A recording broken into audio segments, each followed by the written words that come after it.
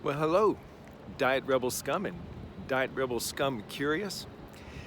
Diet Rebel Scum being those of us who have rejected the food pyramid, although there is a new food pyramid, at least here in the United States. I don't know what other countries are doing. But so I'm still kind of rebelling against even the current one, but it is a step in the right direction. But those of us who have taken the high carb, low fat, old food pyramid and said to hell with that. We don't believe in that. We eat high fat, low carb. And but those of us that do a little bit more of a carnivore approach, which is, we don't eat the fruits and vegetables at all. And that's where I'm at. No fruits, no vegetables. The damn sugar creeps in now and then. In the form of vanilla lattes, chai latte. Let's see, what else? Cookie now and then, ice cream. Those things come in, but they're not like a regular part of my daily.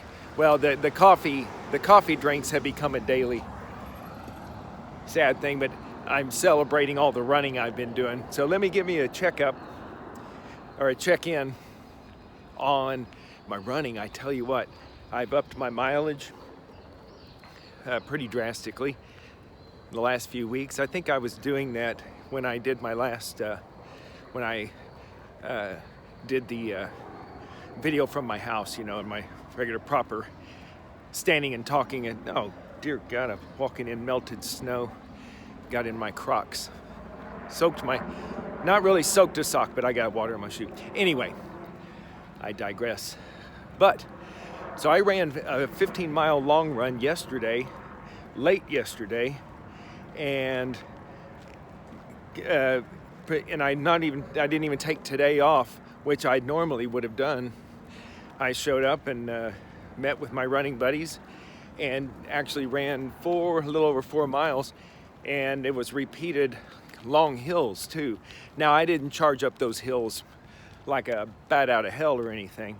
I ran up them slow, it's like I was doing a slow recovery run that contained quite a few long uphills in it.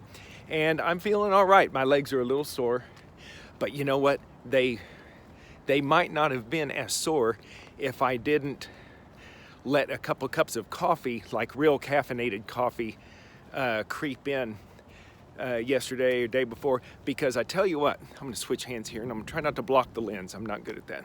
Okay, so Anthony Chaffee, Dr. Chaffee, if you follow him, he's one that, he's an athlete and been working out all of his adult life at least. And he is one that says coffee actually contributes to your muscle soreness the next day after hard workouts. And he's the only one that I heard ever talk about that in all of my running history. I never heard muscle soreness associated with coffee. Now, I saw a pattern. Once I really kicked my coffee addiction that I truly had, gotta get this camera right. I really was addicted because I drank coffee chronically for, ever since I was like 22 or 23 years old is when I started drinking it daily. Once I started working in an office where coffee pot was always there, always had coffee in it, that's when I started. And I never quit until recent month or 2 or 3 ago, whatever, I started really cutting back. And now I just drink decaf mostly. And I switched to chai lattes instead of the regular vanilla latte with espresso in it. So my caffeine consumption went way down.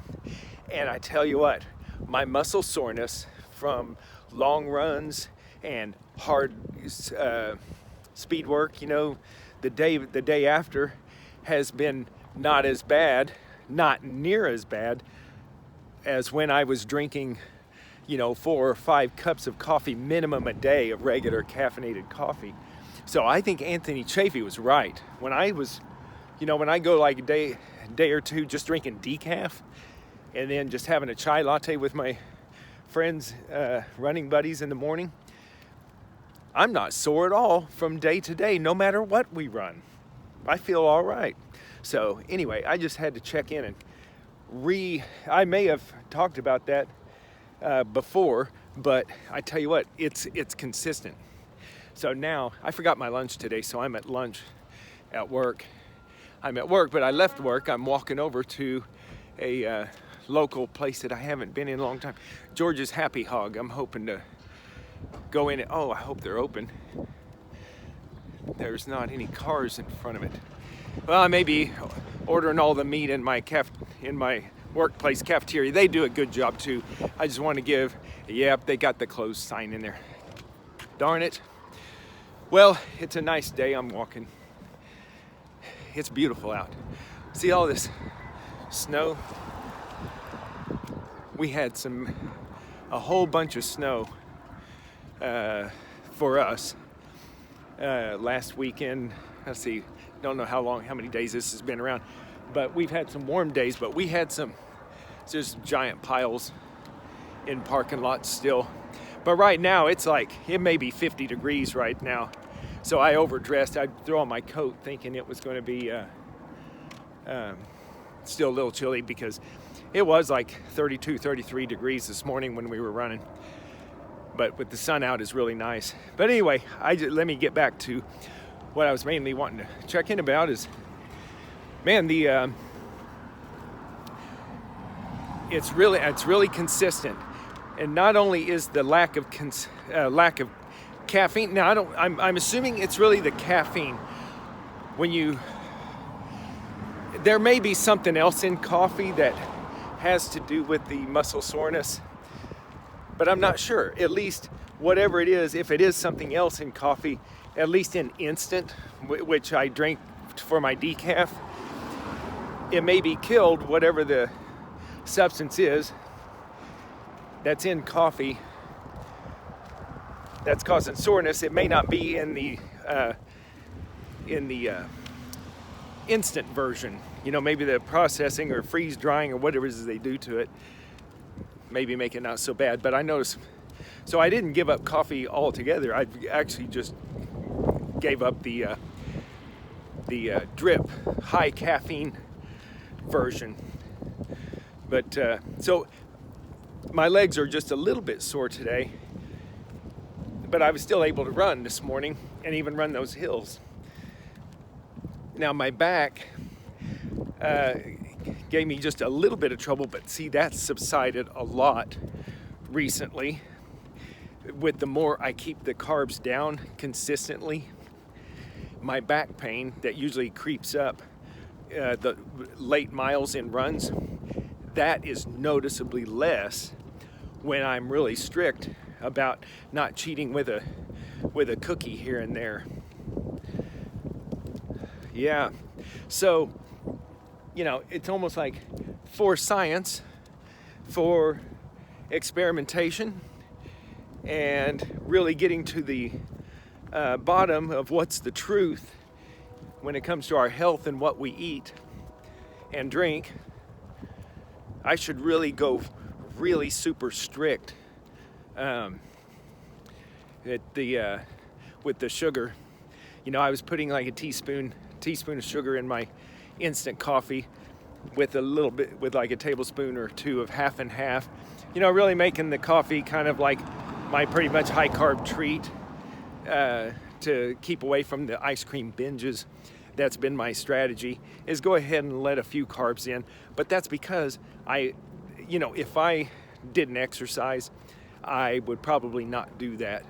But since, like I say, I ran 15 miles yesterday, non-stop. I did not drink water. I had no water stop. I didn't come back to my car. And, for anything, I don't do any goo gels. I don't eat anything when I run at all. All I do is salt and water. That's been my thing for quite a while now. But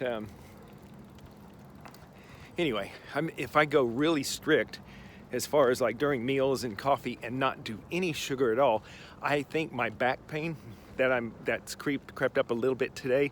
Not anything debilitating at all, but I bet that wouldn't happen at all, because whenever I go a few days with really stinking low carb, even my chronic back pain I've had since I was 32 disappears.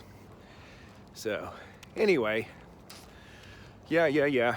Okay, that's enough checking. I'm just gonna start rambling if I go any farther. I'll do a proper video from my house and talk about what's happening in the low carb space, and comment on the new food pyramid, how that's been going. Of course, if you see stuff in your social media feed like I do, I get things, people criticizing the new food pyramid, people praising it. It's a mix out there. But anyway, what's the truth is what is really happening with you. All right, I'm gonna put the phone away and get back to walking before I trip over something. Catch you later.